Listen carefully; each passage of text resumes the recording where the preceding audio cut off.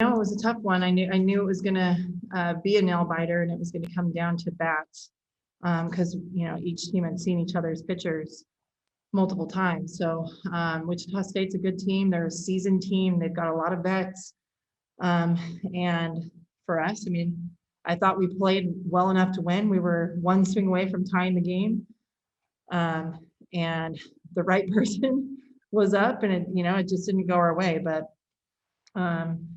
loved what we did. I mean, our pitchers did well. G was lights out this week, and then you got Bree coming in and just shutting it down too. So a lot of good things moving into the next part of our postseason. Talk about the pitching change that you made. What was the thinking that you had there, staying with Aaliyah a little bit longer before making a change? Yeah, I waited a little too long there. I think I may have let the emotions get the best of me, and that's exactly what I told Gianna is I waited to after the game. I said, you know what, that's on me. I waited a little too long. So I've said it before that, when you do make those changes, that sometimes timing is everything, and it just so happened that I was one batter off. What are some of the things that Wichita State has done this season that have kind of given your team problems? You know what? I thought at our place when we played them, we kept them in the park minus like two hitters. That wasn't the issue. It was honestly the hit, like us hitting. Their pitching kept us locked down, and so I mean we put up the same amount of hits as them, and I don't even know strikeouts wise. What we had 3 strikeouts, they had 7 strikeouts. So, that's not the issue at all from that standpoint. So I just think that, offensively putting the ball in play the way we want to, Lang is a drop ball pitcher, and our goal was to elevate the ball a little bit, and we kept hitting ground balls. And we know that second baseman is a really good second baseman because she made some great plays this weekend and in the series against us before. So I think just their experience is what probably put us in the toughest position. They have 5 or 6 fifth-year seniors that have been playing together for a long time and play under control. Jazz, obviously another fantastic performance for her. Only Stephanie Best has driven in more runs in a single season than Jazz has this year. Just talk about her. She's done it from all over the place in the lineup and really showing her leadership. Yeah, what a day for Jazz. And what's so awesome is just the belief that we had in her being up in that position that she was in. But her training and her efforts and work ethic has really come about, and that's led to all the success that she's had and just her buy-in in our offensive approach. And you got to see that, today. I mean, that there were some home runs hit, but Jazz's was definitely the loudest. So that thing went a long, long way. As your team watches Wichita State celebrate, you have to address them. What is it that you say to them moments after watching that celebration take place on the field? Well, I told them I'm proud of them. I said, don't hang your heads. I'm proud of you guys. It's been a long time since UCF's been in that situation. And now we have so many youngsters on this team that get to see that and have that, now they have that hunger. They know what it's like. And we took a couple innings off there in the middle. I think when the score got to 3-2, I noticed a little bit of we got a little hesitant and kind of like, oh, I know where I am right now. And so the girls learned that. I asked them on the bus, it was really quiet, and I said, all right, we're done with this quiet talk, quiet bus ride. Let's talk about it. What are you feeling? And they shared. They're angry, they're frustrated, they have a little bit of regret. They knew they had more in them, and but you only know it when you're there. And so now we have that opportunity. None of our players have ever been in that position on the team, not one. And they've never even seen what a round 2 looks like. So that was huge for them to be able to be in that position and play for that. And, sometimes you learn a lot more from a loss than you do from a win. So I think it's awesome because I told them, look, we could be sad, but I'm not, because I know that we get to put this jersey on again and go play together. And we get to play with all that experience we just learned from this past week. The way your team fought back and had a chance to tie the game, is that something that can be a momentum for you guys going deeper into the postseason? Oh, 100%. You're going to have to be able to play under pressure, especially in the last couple of innings. The last 6 outs offensively are usually the most crucial. I think the first 6 outs and the last 6 outs usually dictate like the momentum of the game in some way. And, you take the 5th inning away and we win a ball game. So I love how we can be in any game at any point. Players have told me that 2 years ago on selection night, you got them all together to watch the show and then tell you why they weren't selected.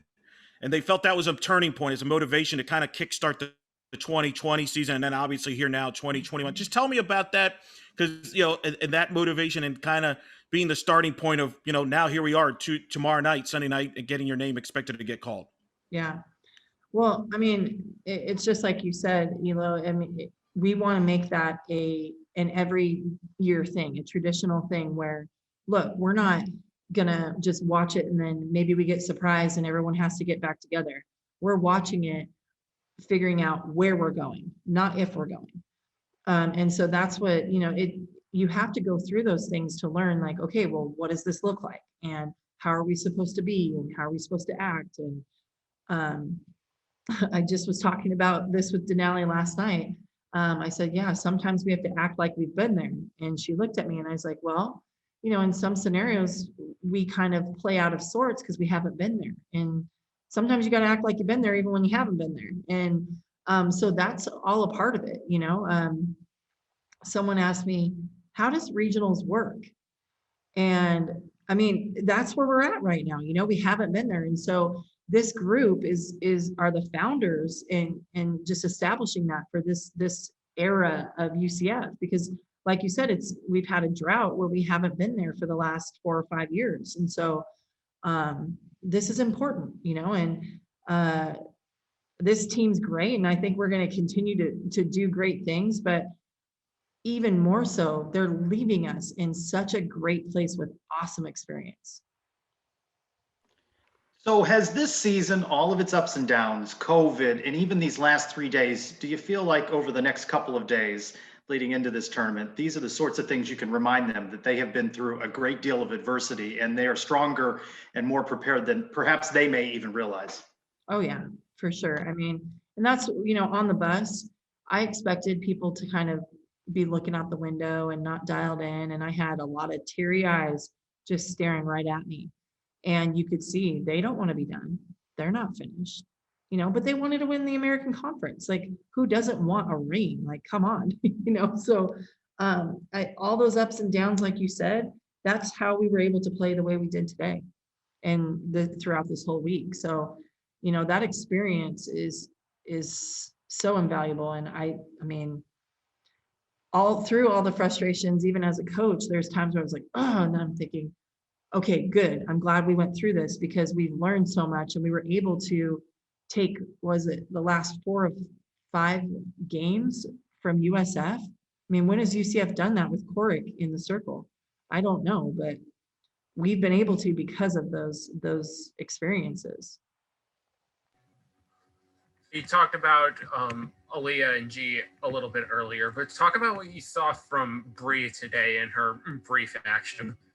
Yeah, and it's so cool, she's been really working hard in the bullpen and hasn't had, the call or the nod since Ole Miss. So it's been a minute, and all we did was focus on her training and what she needed to do, and just sharpening up some things, and she really brought it today. So I mean, you had 3 different pitchers in our lineup come out and just make hitters look a little silly. So I'm feeling really good as a coach. if I just make the right decision at the right time, we're going to be in a really good spot. Come Sunday night, what's it going to be like for you and this group here? I mean, you've mentioned it earlier. You've been through a lot with this group, not only on the field, but off the field, dealing with COVID and protocols like that. I would imagine Sunday night, it's a night to enjoy, isn't it? It's going to be partly enjoyment when that name pops up with all the hard work. Yeah. Oh, yeah. I didn't cry today on the field.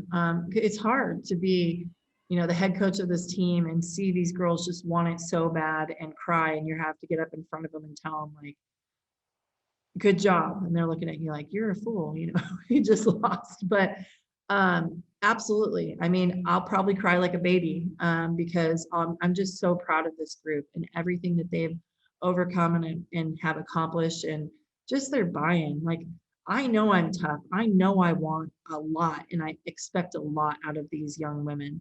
And just their appreciation for that belief and that, that hard push that they get is like, it just means so much. And I have so much passion and love for this game. And it's just so awesome for them to let me live through them. And then for them to play like that and, put UCF on the map and play for something that's bigger than yourself. I mean, that's going to make me cry like a baby for sure. It's going to be a crying bear on Sunday.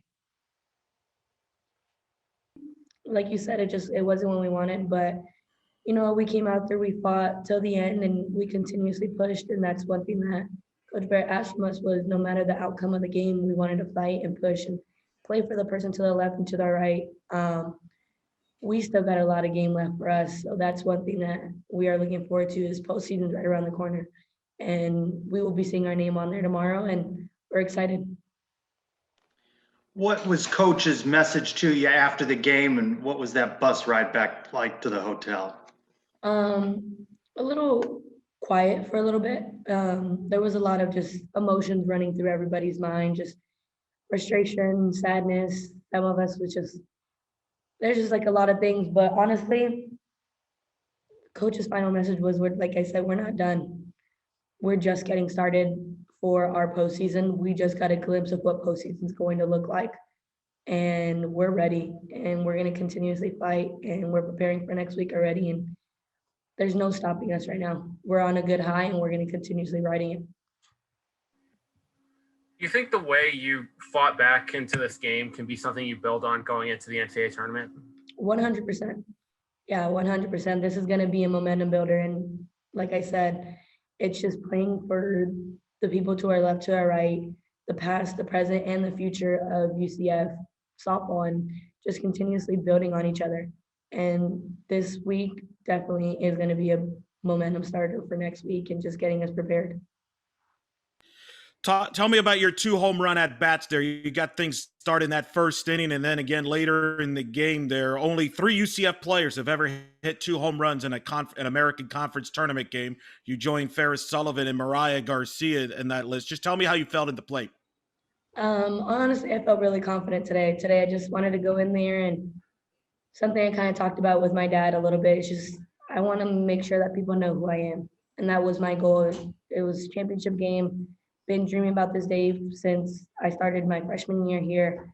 Finally got the opportunity to make it all the way to the championship game with an amazing team, with amazing teammates, and I just want to leave it all on the field for them, and that's exactly what I did. What is it about this team that you're most proud of? Oh, where to start? Honestly, I think the competitiveness. I think we continuously want to compete. We might have our ups and downs, but we're there for each other. The unity, we're just always looking out for each other. We're united. We want to fight. We want to just build. We want to hype each other up. Like, if might not be doing something right, or I'm not as successful, I want to push the person to my left to be more successful than I am. Like, I want her to succeed more than I want myself sometimes. I think that's one thing that I am so proud of with this team, is that they continuously want to get better. We want to just be the top dog and be known. We mentioned this, obviously, had not won a conference tournament game prior to this weekend. To get those 2 wins, this experience so valuable, not only for next week, but beyond and for the future teams, right? Mhm. I think after Thursday was kind of a lift off our shoulders, for sure. That was the first one. The first one, after that, we were ready. We said, all right, let's get past this first one, and we just kept going. And even today, we came out hot in the beginning. We were ready. Honestly, one thing that we talked about, just one inning. One inning changed the whole game, and take that one inning, and that's our game. We take that. We take the W, we take the ring, we take everything, but that doesn't define who we are. That one inning does not define who we are. We are still competitors. We are still leaders. We are still women that are just going to continuously change the game. You said that this conference championship tournament prepares you for next week. What was it different about this than regular season play? Could you feel a greater intensity, maybe a greater pressure? What was it? Definitely. I think the intensity is one of them. You feel just, it's not playing the same team repetitively or continuously having to see the same person and everything. For me, no, it's, you got to get this game done because you want to keep going to the next one. You got to really take it game by game, inning by inning, pitch by pitch, out by out.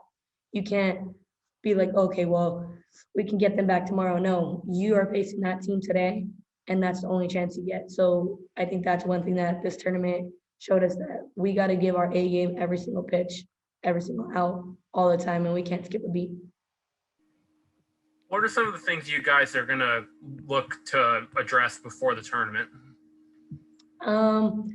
I don't think there's really much. I think it's just playing our game and playing the way we know how to play, not letting the game speed up on us, slowing it down and playing to our momentum, building up momentum, and having our pitchers' backs.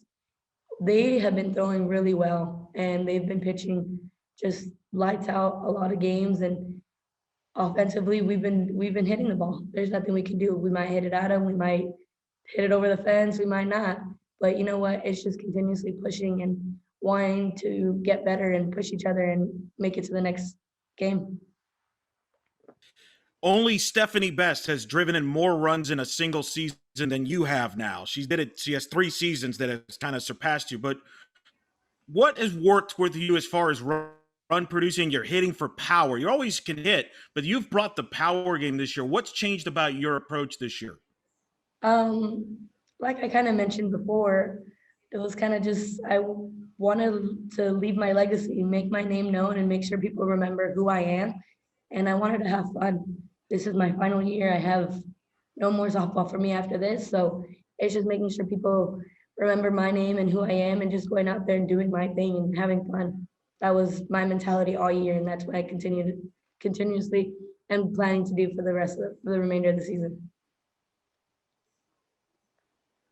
And my last question, you mentioned that tomorrow, Sunday night, you get your name called. That's going to be a unique moment. What does it mean for you, Kira, and Aaliyah in particular, the super seniors? And I know in your case, because I know you wrestled with the decision to come back, and here you are Sunday night to see this. What part of your legacy is that senior group is you're going to get your program back to the NCAA tournament and continue the UCF streak of every senior class that's played 4 years has at least participated in the NCAA tournament. Just like you mentioned, it's honestly, it's a dream come true for the 3 of us. Sorry, let me say. We were the first class that had not seen a postseason, and we worked our tails off all season long to put us in this position, to see our name across that TV. And for me, I feel like I feel butterflies right now, and it's crazy to even think that tomorrow we will be seeing UCF softball somewhere postseason, just laying it all out there. And I'm excited. I'm prepared. There's so many emotions going through it, but I know for me, Aaliyah and Kira, I don't even think I have words to explain. There's just so many emotions running through it, but we're excited and we're happy because we finally have the opportunity to make it into postseason and see a regional and make sure people remember UCF softball.